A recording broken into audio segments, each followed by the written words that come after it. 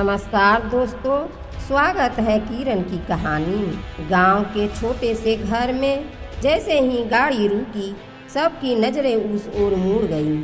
एक लंबे अरसे बाद वह बेटी लौट रही थी जिसे कभी इस घर से विदा कर दिया गया था। लेकिन इस बार वह साधारण बेटी नहीं थी, जिले की नई कलेक्टर बनकर लौटी थी। गाड़ी से उतरते ही उसने गहरी सांस ली और अपने बचपन के उस आंगन की ओर कदम बढ़ाए जहां उसने अपने सपने देखे थे। दरवाजे पर खड़े उसके पिता उसे देखकर कुछ पल के लिए ठिठक गए। उनकी आंखों में नफरत और गुस्से की एक अजब सी चमक। बेटी के खुशी से बेटी ने उन्हें प्रणाम किया। बाबूजी, मैं आ गई। लेकिन अगले ही पल जो हुआ उसने सबको स्तब्ध कर दिया। बेटी ने उसकी ओर बढ़ते हुए उसे धक्का दे दिया और गुस्से में चिल्लाए, यहाँ से चली जा, इस घर में तेरे लिए कोई जगह नहीं है। बेटी लड़खड़ा कर गिर गई। उसके हाथों में अभी भी मिठाई का डिब्बा था जो जमीन पर बिखर गया। आंखों में आंसू लिए उसने पूछा, बाबूजी, ऐसा क्यों? मैंने क्या गलत किया? पिता का चेहरा तमतमा उठा। उन्होंने गालियां देते हुए कहा, तूने इस घर की इज्जत मिट्टी में मिला दी। तेरी वजह से तुझे हर जगह शर्मिंदा होना पड़ा। अब इस घर में तेरे कदम नहीं पड़ने चाहिए। बेटी कुछ समझ नहीं पाई। उसकी माँ और भाई अंदर से झांक रहे थे, लेकिन किसी ने कुछ नहीं कहा। उसकी आंखें जवाब मांग रही थी, लेकिन पिता के चेहरे पर सिर्फ गुस्सा और नफरत थी। वह चुपचाप उठी और अपने कपड़ों से धूल झाड़ते हुए बोली, बाबूजी, मैंने हमेशा आपकी इज्जत को ऊपर रखा। आज जो कुछ भी हूँ वह आपके दिए संस्कारों की वजह से हूँ। लेकिन आप क्यों ऐसा कह रहे हैं? आखिर मेरी गलती क्या है? पिता ने कोई जवाब नहीं दिया। उन्होंने बस दरवाजा बंद कर लिया। बेटी वहीं खड़ी रही, दरवाजे को देखते हुए। उसकी आंखों से आंसू बह रहे थे, लेकिन उसके चेहरे पर सवालों का तूफान था। गांव के लोग यह सब देख रहे थे। कुछ लोग फुसफुसाने लगे कि पिता ने ऐसा क्यों किया। बेटी धीरे धीरे अपनी गाड़ी की ओर बढ़ी। उसने आखिरी बार उस घर को देखा जहां उसकी यादें बसी थी, लेकिन आज वह उस घर के लिए अजनबी हो गया था। गाड़ी के अंदर बैठते ही उसने खुद को संभाला। उसकी आंखों में दर्द था, लेकिन साथ ही एक रहस्यमय दृढ़ता भी। वह जानती थी कि इस घटना के पीछे कोई गहरा राज छिपा है जिसे उसे किसी भी हाल में जानना होगा। गाड़ी स्टार्ट हुई और वह उस गांव से दूर चली गई, लेकिन उसके मन में सवालों का भंवर अभी भी घूम रहा था। आखिर ऐसा क्या हुआ था जिसने उसके पिता को उसकी जिंदगी का सबसे बड़ा दुश्मन बना दिया? गाड़ी शहर की ओर दौड़ रही, लेकिन बेटी के मन में तूफान मचा हुआ था। पिता का वह गुस्सा, वह नफरत भरी आंखें और बिना किसी वजह उसे घर से निकाल देना, यह सब उसे बेचैन कर रहे। वह बार बार सोच रही थी, आखिर ऐसा क्या हुआ जो बाबूजी ने मुझे अपना दुश्मन समझ लिया। शहर पहुंचते ही उसने अपने बचपन की सबसे करीबी सहेली रीमा को फोन किया। रीमा ने बचपन से उसके हर राज को जाना था।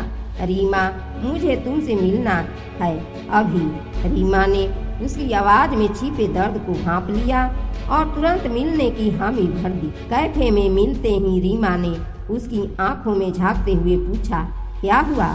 तू इतनी परेशान क्यों हुए? बेटी ने सारा वाकया रीमा को बताया। रीमा ने चुपचाप सुना, फिर गहरी सांस लेते हुए बोली, कुछ तो है जो तेरे बाबूजी छिपा रहे हैं। यह गुस्सा यूं ही नहीं हो सकता। लेकिन क्या? बेटी ने उलझन भरी आवाज में कहा। रीमा ने कुछ देर सोचा और फिर बोली, क्या तुझे याद है, तेरी माँ अक्सर कहती थी कि इस घर के कुछ राज हैं जो तुझे कभी नहीं जानना चाहिए। बेटी का चेहरा सफेद पड़ गया। उसे अपनी माँ की वह बातें याद आ गई जो बचपन में वह हंसी में उड़ा दिया कर। हर घर की दीवारों के पीछे कुछ बातें छिपी होती जिन्हें जानने की कोशिश मत कर। मुझे गांव वापस जाना होगा। रीमा, तू पागल है क्या? तेरे बाबूजी तुझे फिर से देखेंगे तो मैं उनके सामने नहीं जाऊंगी, लेकिन मुझे सच जानना है। उस रात बेटी ने चुपचाप गांव जाने का फैसला किया। अगले सुबह वह अपने पुराने स्कूल की टीचर श्रीमती शर्मा से मिलने गई। शर्मा जी ने उसे हमेशा अपनी बेटी की तरह माना था। शर्मा मैम, बाबूजी ने मुझे घर से क्यों निकाला, आप जानती हैं क्या? शर्मा जी का चेहरा अचानक गंभीर हो गया। उन्होंने नजरें झुका ली। बेटा, कुछ सवाल ऐसे होते हैं जिनके जवाब जानने से ज्यादा उन्हें ना जानना बेहतर होता है। मैं अब बच्ची नहीं हूँ, मुझे सच जानना है। शर्मा जी ने गहरी सांस ली और कहा, तुम्हारे बाबूजी वह तुम्हारी सफलता को देखकर खुश नहीं है। लेकिन क्यों? बेटी ने हैरानी से पूछा। क्योंकि तुम्हारी सफलता उन्हें उनके अतीत की याद दिलाती है। अतीत? कौन सा अतीत? शर्मा जी कुछ कहने ही वाली थी कि अचानक दरवाजे पर किसी ने दस्तक दी। मैम, कोई है क्या? बेटी ने पूछा। शर्मा जी ने घबराकर दरवाजा खोला। बाहर गांव का वही बुजुर्ग चौकीदार खड़ा था जिसने बेटी को बचपन में कहानियां सुनाया करते थे। शर्मा जी ने, इसे मत बताइए, शर्मा जी ने बोली, यह सच जानकर सब खत्म हो जाएगा। उसने धीरे से कहा। बेटी की बेचैनी अब और बढ़ गई थी। उसने चौकीदार का हाथ पकड़ लिया और कहा, आप क्या जानते हैं, मुझे सच बताइए। चौकीदार ने कांपते हुए कहा, तुम्हारे बाबूजी के अतीत में एक ऐसी घटना हुई थी जिसने उनके जीवन को बदल दिया और अब तुम्हारी सफलता उस घटना की परछाई बनकर उनके सामने खड़ी है। कौन सी घटना? बेटी ने जोर देकर पूछा। चौकीदार ने कुछ कहने की कोशिश की लेकिन फिर अचानक चुप हो गया। उसने शर्मा जी की ओर देखा और वहां से चला गया। बेटी के मन में अब और भी सवाल उठने लगे। वह जानती थी कि इस गांव के हर शख्स की जुबान पर कुछ न कुछ जरूर है, लेकिन वह यह भी जानती थी कि सच ज्यादा देर तक छिप नहीं रह सकता है। उसने फैसला किया कि वह अपने घर के आसपास छानबीन करेगी। अगले दिन आधी रात को वह चुपचाप अपने पुराने घर के आंगन में पहुंची। वहां की दीवारें, पुरानी तस्वीरें और हर कोना उसे बुला रहा था। तभी उसकी नजर आंगन के एक पुराने संदूक पर पड़ी जिसे हमेशा बंद रखा जाता था। उसने कांपते हुए हाथों से उसे खोला। संदूक में कुछ पुराने कागजात, एक जला हुआ फोटो और एक डायरी खोलते ही उसकी आंखें फटी की फटी रह गई। उसमें लिखी बातें उसके जीवन का सबसे बड़ा झटका थी। डायरी के पन्ने पलटते हुए बेटी के हाथ कांप रहे थे। हर शब्द उसकी सांसें रोक रहा था। उसमें लिखी बातें उसके पिता के अतीत की परतें खोल रही थी जिसके बारे में उसने कभी सोचा भी नहीं। पहला पन्ना पढ़ते ही उसे एहसास हुआ कि यह डायरी उसके पिता की है। उसमें लिखा था, 25 साल पहले का वह दिन जब मैंने अपने जीवन की सबसे बड़ी गलती की, वह अब भी मेरे दिल और दिमाग में बसा हुआ है। बेटी ने उलझन भरी नजरों से अगले पन्ने को पलटा। मैंने जो किया वह मजबूरी थी, मुझे अपनी इज्जत बचानी थी, लेकिन उस फैसले ने न जाने कितने लोगों की जिंदगी बर्बाद कर दी।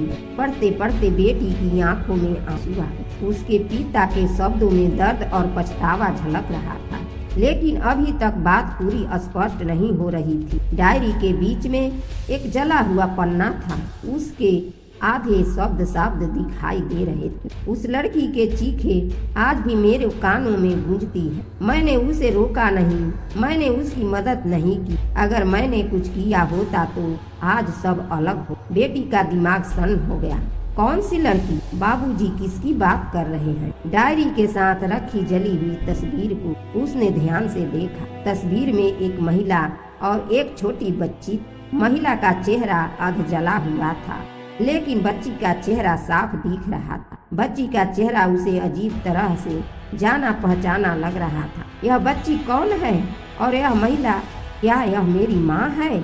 उसने डायरी के अगले पन्ने पलटे। मैंने जो किया वह अपनी बेटी के लिए किया, लेकिन अब वह मेरी बेटी सबसे बड़ी दुश्मन बन गई है। उसकी सफलता हर दिन मुझे मेरी असफलता का एहसास कराती। बेटी के हाथ से डायरी गिर पड़ी। उसके दिल में सवालों का बवंडर उठ रहा था। क्या मैं किसी और की बेटी हूँ? या मेरे पिता ने मेरे अतीत से कुछ छिपाया है? तभी पीछे से किसी के कदमों की आहट सुनाई दी। वह चौंक कर मुड़ी। दरवाजे पर उसकी माँ खड़ी थी। उनकी आंखों में आंसू थे और चेहरे पर एक अजीब सी घबराहट। माँ, यह सब क्या है? बाबूजी ने ऐसा क्या किया था? और यह तस्वीर, इसमें आप हैं, है ना? उसकी माँ कुछ पल चुप रही, फिर धीमे स्वर में बोली, तू यहाँ क्यों आई? तुझे यह सब नहीं जानना चाहिए था। लेकिन क्यों माँ? मुझे सच जानना है। बाबूजी ने मुझे क्यों ठुकरा दिया? मेरी गलती क्या है?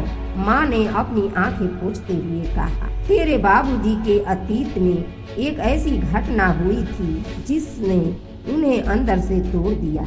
उन्होंने उस दिन एक ऐसा फैसला लिया जिसने हमारी जिंदगी बदल दी। कौन सी घटना माँ? मुझे सब बताइए। माँ ने कांपती आवाज में कहना शुरू किया, यह घर, यह गांव, यह सब एक झूठ पर खड़ा है। तेरे बाबूजी ने जो किया वह उनके लिए मजबूरी थी, लेकिन उस दिन किसी की जिंदगी बर्बाद हो गई और अब तेरी सफलता उन्हें हर दिन उस घटना की याद दिलाती है। माँ, किसकी जिंदगी बर्बाद हुई थी और यह बच्ची कौन है? बेटी ने तस्वीर देखते हुए पूछा। माँ ने तस्वीर को देखा और आंसुओं में डूबे स्वर में कहा, यह तू है? और वह महिला?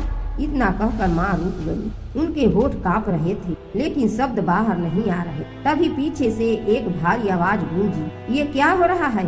बेटी ने पलटकर देखा। उसके पिताजी दरवाजे पर खड़े थे। उनके आंखों में गुस्से और डर का अजीब मिश्रण था। तू यहाँ क्यों आई? मैंने कहा था इस घर से दूर रह, उन्होंने चिल्लाते हुए कहा। बेटी ने पूरी हिम्मत जुटाकर पूछा, बाबूजी, मुझे सच बताइए, यह डायरी, यह तस्वीर, यह सब क्या है? आपने मुझसे क्या छिपाया है? पिता की आंखें लाल हो। उन्होंने डायरी को देखा और चुपचाप जमीन पर बैठ गए। उनकी आंखों से आंसू बहने लगे। मैंने जो किया वह तेरी भलाई के लिए, लेकिन अब मैं तुझसे नजरें नहीं मिला सकती। क्या किया था आपने बाबूजी? बेटी ने चिल्लाकर पूछा। पिता ने कांपते हुए कहा, सच जानने के बाद तू मुझे कभी माफ नहीं करेगी। पिता की आंखों में आंसू थे और चेहरे पर पछतावे की लकीरें उभर आई थी। उन्होंने कांपते हुए कहा, तू यह सच जानकर मुझसे नफरत करेगी, लेकिन अब इसे छिपाने का कोई फायदा नहीं है। बेटी ने गहरी सांस लेते हुए कहा, बाबूजी, मैं आपकी बेटी हूँ। अगर आप मुझे सच नहीं बताएंगे तो कौन बताएगा? प्लीज मुझे बताइए। पिता ने अपनी नजरें झुका ली। उनकी आवाज धीमी और टूटी हुई, तेरे पैदा होने से पहले की बात है। इस गांव में मेरी इज्जत बहुत, लोग मुझे सम्मान देते थे, लेकिन एक दिन ऐसी घटना हुई जिसने सब कुछ बदल दिया। बेटी ने बेसब्री से पूछा, कौन सी घटना बाबूजी? किसकी बात कर रहे हैं आप? पिता ने गहरी सांस ली और कहना शुरू, यह उस औरत की कहानी है जो तेरी माँ बनने से पहले मेरी जिंदगी में आई। वह इस गांव की, लेकिन उसकी सोच और सपने इस गांव से बड़े थे। उसने मेरी मदद मांगी थी, लेकिन मैंने उसकी मदद करने के बजाय उसका भरोसा तोड़ा। बेटी स्तब्ध रह गई। आपने क्या किया बाबूजी? पिता ने कांपते हुए कहा, उसने मुझसे इंसाफ की उम्मीद की, लेकिन मैंने अपनी इज्जत बचाने के लिए उसे सबके सामने अकेला छोड़ दिया। गाँव वालों ने उसे दोषी ठहराया और मैंने चुप्पी साधी। वह इस गांव से, लेकिन उसकी चीखें आज भी मेरे कानों में गूंजती है। बेटी का चेहरा सफेद पड़ गया। यह सब मुझसे क्यों छिपाया गया? और मेरी माँ, उन्होंने इस बारे में कभी कुछ क्यों नहीं बताया? पिता ने भारी स्वर में कहा, तेरी माँ ने सब कुछ जानते हुए भी मुझे माफ कर दिया। उन्होंने यह राज तुझसे छिपाने का वादा किया, क्योंकि वह नहीं चाहती थी तेरा भविष्य इस अतीत की परछाई में डूब जाए। लेकिन अब जब तू कलेक्टर बन गई है, तेरी सफलता मुझे हर दिन उस घटना की याद दिलाती है।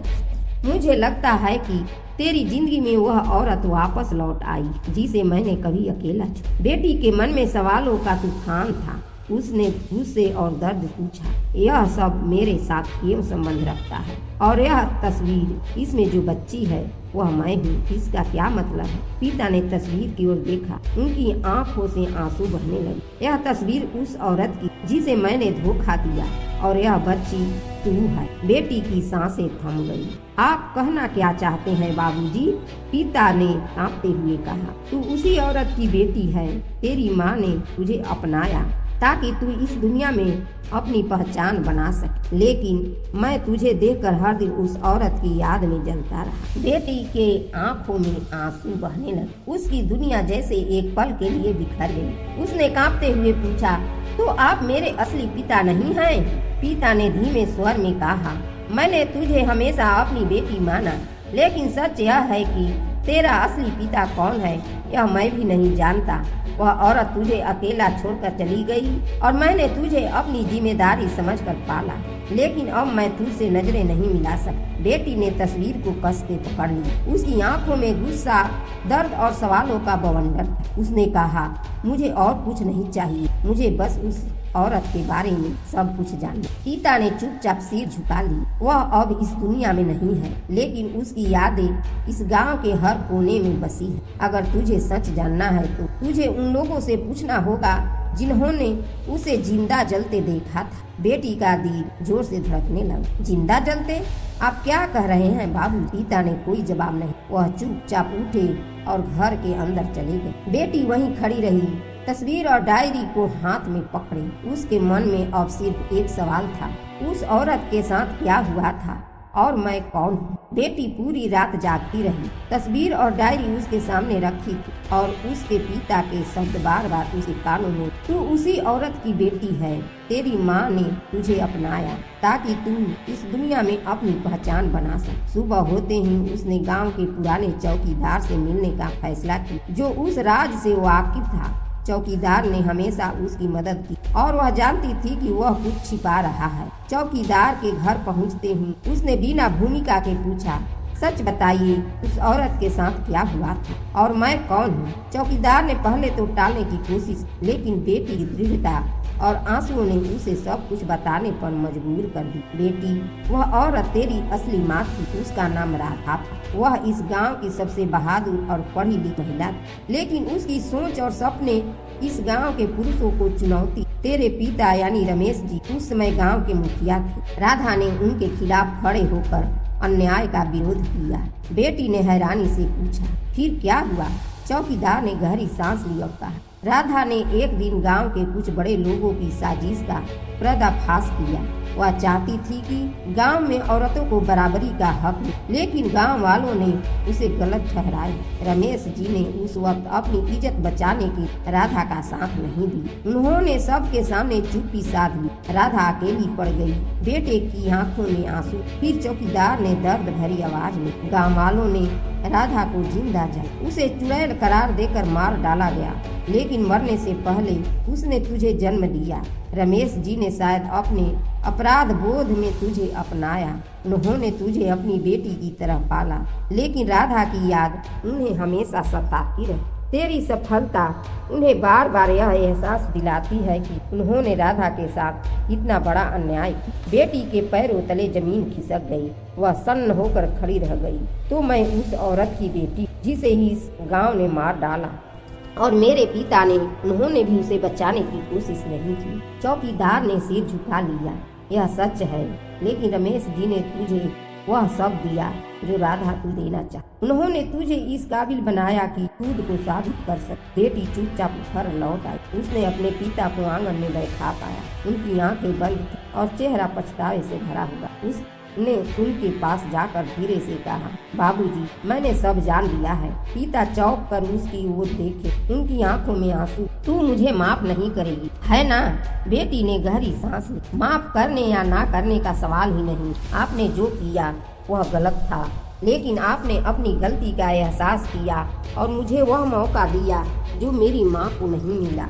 मैं आपकी बेटी, लेकिन मैं राधा की विरासत। मैं उनकी लड़ाई को खत्म करूंगी ताकि कोई और राधा इस तरह से ना मरे। पिता ने सिर झुका ली। तू राधा की ही बेटी। मैं तुझसे नजरें नहीं मिला सकता, लेकिन मुझे खुशी है कि तूने वह हासिल किया जो राधा हमेशा चाहती। बेटी ने पिता की ओर देखा और दृढ़ स्वर में कहा, आपकी सजा यही है कि आपको हर दिन मेरी माँ की याद के साथ जीना हो, और मेरी सजा यह है कि मैं अपनी माँ को खो चुकी हूँ, लेकिन मैं उनकी याद को जिंदा रखूंगी। उसने तस्वीर और डायरी को संभाल कर रखा और गांव छोड़ने का फैसला किया। उसने तय किया कि वह अपने काम के जरिए अपनी माँ के सपनों को पूरा करेगी। वह जानती थी कि उसके पिता का अपराध माफ करना नहीं, लेकिन उसकी गलती ने उसे अपनी पहचान बनाने का मौका दिया। बेटी ने अपनी माँ राधा की याद को जिंदा रखते गाँव से विदा ली। उसने अपनी ताकत और पद का इस्तेमाल समाज में बदलाव लाने के लिए लिया।